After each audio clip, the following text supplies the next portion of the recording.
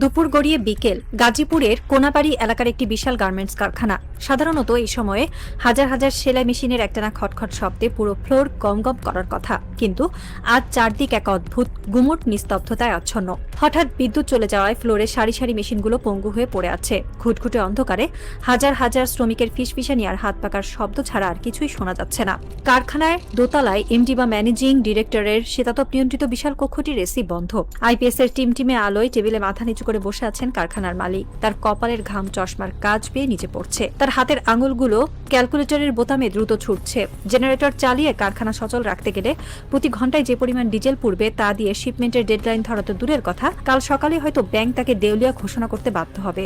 নিচে ফ্লোরে দাঁড়িয়ে থাকা হাজারো শ্রমিকের চোখে মুখে জমছে এক নীরব ক্ষোভ। মাসের 25 তারিখ পার হয়ে গেছে, এখনো তারা গত মাসের ওভারটাইমের টাকা পায়নি। এই শ্রমিকরা বিশ্ববাজারের হিসাব বোঝে না, তারা ডলারের দাম জানে না, তারা শুধু বোঝে মেশিন না চললে প্রোডাকশন হবে না, প্রোডাকশন না হলে তাদের পেটে ভাত জুটবে না। এই নিস্তব্ধ কারখানাটি আজ কেবল একটি ব্যবসা প্রতিষ্ঠান নয়, এটি যেন ডুবতে থাকা পুরো বাংলাদেশের অর্থনীতির এক নিখুঁত প্রতিচ্ছবি। লোডশেডিং এর অন্ধকার কিভাবে একটু একটু করে একটি দেশের শ্বাসরোধ করে হত্যা করছে।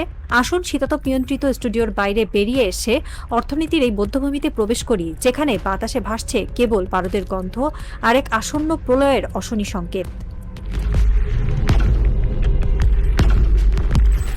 বাংলাদেশের অর্থনীতির সবচেয়ে বড় ইঞ্জিন হলো তৈরি পোশাক খাত। এই একটি খাতের উপর ভর করে দাঁড়িয়ে আছে দেশের বৈদেশিক মুদ্রার রিজার্ভ এবং কোটি মানুষের জীবন জীবিকা। কিন্তু গত কয়েক মাস ধরে লোডশেডিং এর যে ভয়ঙ্কর দানব এই খাতকে গ্রাস করেছে তা এর আগে কখনো দেখা যায়নি। যখন বিদ্যুৎ চলে যায় তখন একটি কারখানা সচল রাখার একমাত্র উপায় হলো ভারী শিল্প জেনারেটর। কিন্তু ডিজেল বা ফার্নেস অয়েলের যে আকাশছোঁয়া দাম, তাতে জেনারেটর চালিয়ে উৎপাদন অব্যাহত রাখা মানে আক্ষরিক অর্থেই টাকা পুড়িয়ে ছাই করা। আন্তর্জাতিক ক্রেতারা বা বায়াররা কোনো অজুহাত শোনে না। তাদের কাছে লোডশেডিং বা গ্যাস সংকট কোনো গ্রহণযোগ্য চুক্তি নয়। শিপমেন্টের ডেডলাইন একদিন পার হওয়া মানে পুরো অর্ডার বাতিল হয়ে যাওয়া, অথবা আকাশপথে বিপুল খরচে পণ্য পাঠাতে বাধ্য হওয়া। কারখানার মালিকরা এখন এক ভয়ঙ্কর চক্রে আটকা পড়েছেন। বিদ্যুৎ না থাকলে প্রোডাকশন শূন্য, কিন্তু খরচ থেমে নেই। অন্যদিকে জেনারেটর চালালে উৎপাদন খরচের গ্রাফ এতটাই ওপরে উঠে যায় যে প্রতিটি পণ্যে তাদের লোকসান গুনতে হয়। ব্যাংকগুলো নতুন করে ঋণ দিচ্ছে না, কারণ তাদের নিজেদের ভল্টই খালি। এই চক্রের শেষ পরিণতি কি? ছোট এবং মাঝারি কারখানাগুলো একের পর এক বন্ধ হয়ে যাচ্ছে, বড় কারখানাগুলো ছাঁটাই শুরু করেছে। এটি কোনো স্বাভাবিক অর্থনৈতিক মন্দা নয়, এটি হলো লোডশেডিং এর ছদ্মবেশে দেশের শিল্প খাতকে দেউলিয়া করে দেওয়ার এক সুপরিকল্পিত নীল নকশা।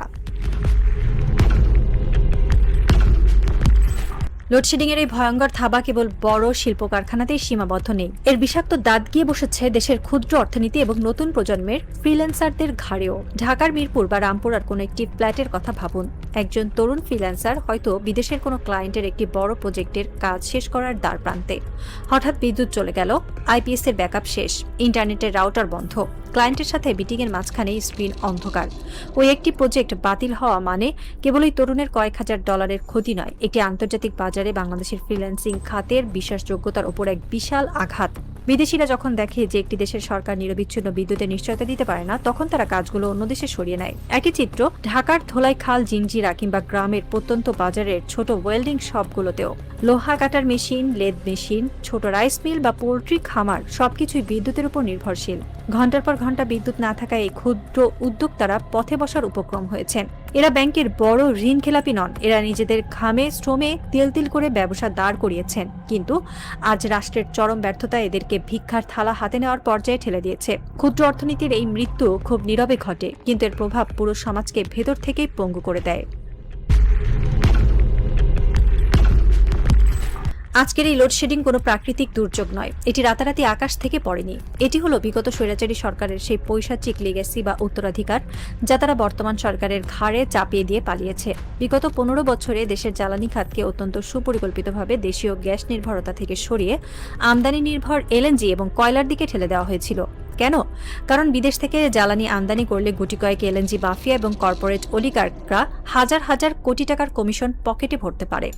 নিজেদের মাটির নিচে ট্রিলিয়ন টাকার গ্যাস ফেলে রেখে বাপেক্সকে পঙ্গু করে দিয়ে তারা দেশটাকে আমদানির এক অন্ধকূপে ঠেলে দিয়েছিল।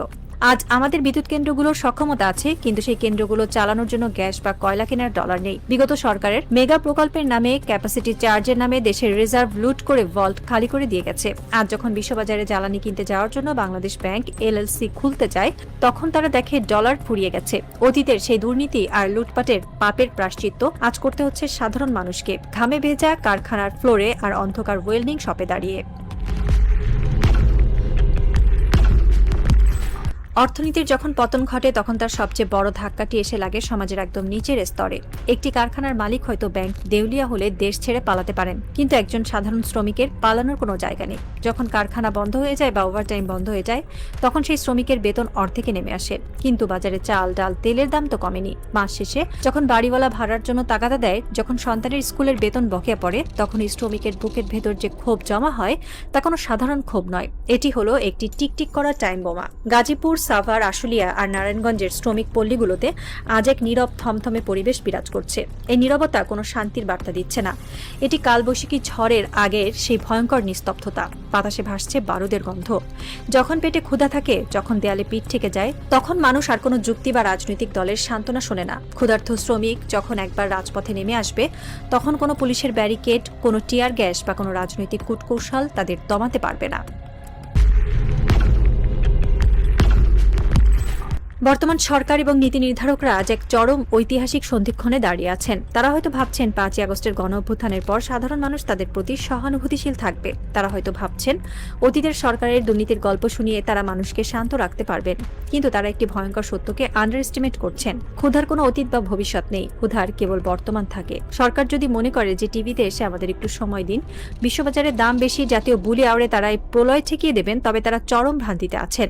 যখন হাজার হাজার শ্রমিক কারখানা থেকে চাকরি হারাবে, যখন ক্ষুদ্র উদ্যোক্তারা পথে বসবে, তখন ওই বেকার এবং ক্ষুধার্ত জনতা সোজা সচিবালয়ের দিকে ধেয়ে আসবে। একটি স্বাধীন রাষ্ট্র তার নাগরিকদের ন্যূনতম বেঁচে থাকার পরিবেশ দিতে বাধ্য। যখন রাষ্ট্র সেই দায়িত্ব পালনে ব্যর্থ হয়, তখন নাগরিকরা রাষ্ট্রের প্রতি আনুগত্য দেখায় না। বর্তমান সরকার এখন একটি খাদের কিনারায় দাঁড়িয়ে আছে। যদি তারা খুব দ্রুত দৃশ্যমান কোনো পদক্ষেপ নিতে না পারে, যদি তারা এই এলএনজি জট আর ডলার সংকট থেকে অর্থনীতিকে বের করে আনার জাদুকরী কোনো উপায় বের না করতে পারে, তবে তাদের পতন হবে বিগত স্বৈরাচারের চেয়েও ভয়াবহ এবং করুণ। রাত ৩টা। গাজীপুরের ওই পোশাক কারখানাটি এখন সম্পূর্ণ নীরব। ফ্লোরের আলোগুলো নিভিয়ে দেওয়া হয়েছে। কারখানার এমডি তার অফিস থেকে বেরিয়ে গাড়িতে উঠে বসলেন। তার চোখ মুখ ফ্যাকাশে। তিনি জানেন কাল সকালে শ্রমিকরা যখন কারখানার গেটে আসবে, তখন হয়তো তিনি তাদের ঢোকার অনুমতি দিতে পারবেন না। গাড়িটি ধীরে ধীরে কারখানার গেট পেরিয়ে ঢাকা ময়মনসিংহ মহাসড়কে উঠল। পুরো রাস্তা ঘুটঘুটে অন্ধকারে ডুবে আছে। রাস্তার মোড়ে মোড়ে জটলা করে দাঁড়িয়ে আছে কিছু শ্রমিক। তাদের হাতে বিড়ির আগুন জ্বলজ্বল করছে। তারা ফিসফিস করে কিছু একটা নিয়ে আলোচনা করছে।